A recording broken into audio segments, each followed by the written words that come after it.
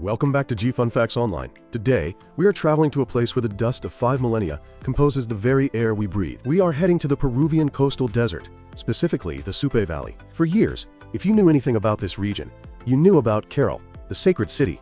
Often hailed as the mother city of the Americas, it is a place of massive renown, representing a civilization that rose before the Great Pyramids of Giza were even a blueprint. But today, we are going to look past Caral. Just 1 kilometer to the west, hidden beneath a gnarled shroud of dry huarango trees and thorny scrub, a secret has been waiting. It is a secret of stone and shadow, of geometry and geology. We are talking about the site of Chupacigarro, and specifically, its newly unearthed monoliths. These are the vertical guardians that are completely rewriting the history of how the first Americans reached for the sky. This is not just a story about digging up old walls. This is a journey into the concept of vertical architecture in the ancient Andes. We are going to explore a worldview where the upward direction was not just about engineering to fight gravity, but about survival, divinity, and an eternal connection between the living earth and the watching ancestors. Let's start with the discovery itself, because it didn't begin with a grand announcement. It began with the scratch of a trowel and the buzz of chainsaws. Dr. Ruth Shady, the archaeologist who has been the tireless guardian of the Caral Supe legacy, led a team into an area known as Sector F of the Chupacigarro archaeological site. Now, if you were walking past this area before the excavation, you wouldn't have seen a pyramid. To the untrained eye, the mounds here looked like nothing more than natural hills, perhaps shaped by the wind that scours the valley floor. But archaeologists look for patterns where nature creates chaos.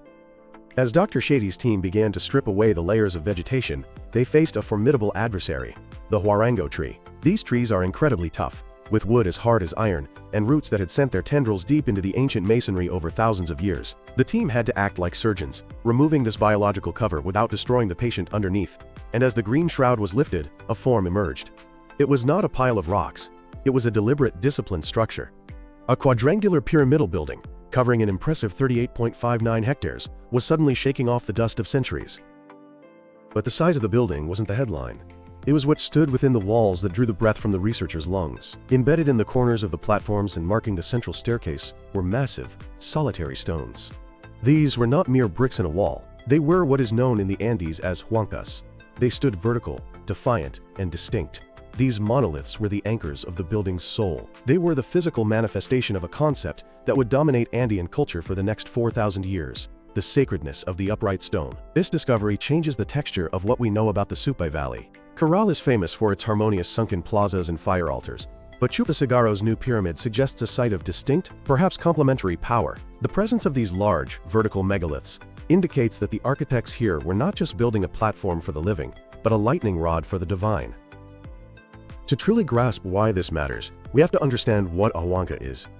In the Quechua worldview that would emerge millennia later, but whose roots are clearly visible here in the dust of 3000 BCE, a huanca is much more than a rock. It is a petrified ancestor. It is a guardian. You have to remember that the Andes is a harsh, seismically active landscape. Verticality here is a challenge. Gravity is a jealous god in Peru, constantly pulling things down. To raise a stone upright and keep it there is an act of supreme will and engineering. The huancas, found at Chupacigarro, served a dual purpose, one structural and one ceremonial. Structurally, they acted as the bones of the pyramid. By placing these massive monoliths at the corners and flanking the central staircase, the builders created stress anchors. These stones could absorb the energy of earthquakes, which are a constant threat in this region.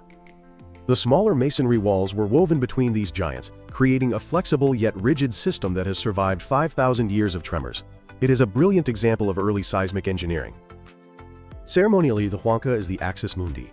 In a flat valley floor, the huanca breaks the horizon. It mimics the mountain peaks, the apis, that loom in the distance. By placing these stones at the entrance of the temple, the ancients were creating a threshold. You were not just walking up a set of stairs, you were passing between the stone guardians. You were walking between the founding ancestors of the clan, who stood eternally watching the plaza below. The discovery of these monoliths in situ at Chupacigarro provides a rare glimpse into the origin of this tradition. We are seeing the infancy of a monumental style that would later evolve into the stelae of Chavin, the monoliths of Tiwanaku, and the intricate masonry of the Inca. This is in many ways the patient zero of Andean monumentalism. However, the pyramid and its monoliths were not the only things hiding in the dirt. The site held another, darker secret. Visible only from specific high vantage points within the settlement, archaeologists identified a massive geoglyph. It is a profile of a human head, etched into the earth with angular stones. But here is the twist. It is not the serene, closed-eyed face of a Caral deity we are used to seeing. This face measures over 60 meters long and 30 meters wide, a titan stamped onto the desert floor. The eye is closed, the mouth gapes open, and from the head flows what appears to be hair blown by a violent wind, or perhaps, more chillingly, blood. This imagery strikes a very discordant note in what scholars call the Pax Caral. The Caral civilization has long been touted as a peaceful society, a commercial empire built on trade rather than war, largely because of the absence of battlements or weapons in the archaeological record. But the style of this geoglyph at Chupacigarro is unmistakably Sechan. The Sechan culture, or Chasma Sechan, located to the north, is famous for its Temple of Terror at Cerro Sechan. That is a place where stone monoliths depict a grisly procession of warrior priests and dismembered bodies, severed heads, eyes gouged out, intestines spilling like garlands. It is a culture that seems to celebrate, or at least ritualize, visceral violence. Finding a Sechan-style geoglyph at Chupacigarro is like finding a Viking rune carved into the wall of a Roman villa. It creates a tension in the narrative. It suggests a complexity to the Supe Valley's history that we have glossed over. Was this a mark of influence from the north? Was Chupacigarro a border town where different ideologies met? Or does the gaping mouth and flowing blood represent not war but ritual sacrifice, a blood offering to the thirsty earth in a time of drought? The juxtaposition is striking. You have the huanca, a symbol of stability, ancestry, and protection, standing guard near a geoglyph that screams of instability, death, and fluid chaos. It paints a picture of Chupacigarro not as a static ruin, but as a dynamic stage where different cultural currents collided. This leads us to a broader concept that is essential for understanding the site: the Vertical Archipelago. In 1972, the anthropologist John Murrah coined this term to describe the economic genius of Andean people. Unlike old-world civilizations that spread horizontally across vast flat plains, like in Mesopotamia or along the Nile, Andean civilizations had to master the vertical. They lived in a world where traveling 100 kilometers east didn't just change your location, it changed your planet. You went from arid coastal desert to fertile valley, to high-altitude puna, to snow-capped peaks, and down into the Amazonian cloud forest. Chupacigarro, like Caral, was an engine of this vertical integration. The vertical architecture we see in the stone monoliths is a mirror of their vertical economics. The coast, at 0 meters above sea level, supplied the protein, anchovies, and sardines that fueled the labor force.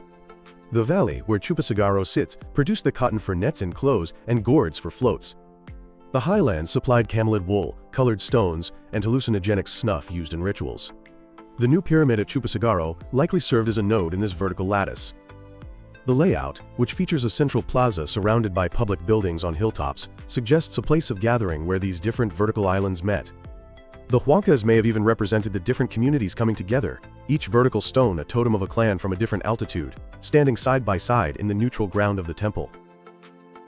As we visualize the excavation, we have to peel back the layers of time. The work at Sector F was grueling because of those huarango roots, but as the vegetation was cleared, the skin of the pyramid was revealed to be plastered and painted. We often think of ancient ruins as bare stone, but Andean pyramids were vibrant, garish spectacles. Imagine the Chupacigarro pyramid in its prime, walls plastered in shades of white, yellow, or red, gleaming under the relentless sun. The huancas at the corners might have been left bare, raw stone contrasting with the smooth plaster, or perhaps they were draped in textiles, the clothing of the ancestors. The central staircase, flanked by these monoliths, would have been the theater of power. We can imagine the scene. The high priest ascends. The plaza below is filled with the smoke of burning offerings, mussel shells, cotton seeds, and San Pedro cactus. The priest stops between the two guardian huancas. To the crowd below, he is framed by the stone ancestors. He is no longer a man. He is a link in the vertical chain that connects the water in the ground to the rain in the sky. And let's not forget, the people of Chupacigarro were not mere stone stackers. They were sophisticated astronomers. The orientation of the new pyramid, like others in the Supe Valley, is likely aligned with the stars. In a world without written texts, architecture is the library. The angle of a wall, the placement of a monolith, the shadow cast by a huanca on the solstice, these were the records of the seasons.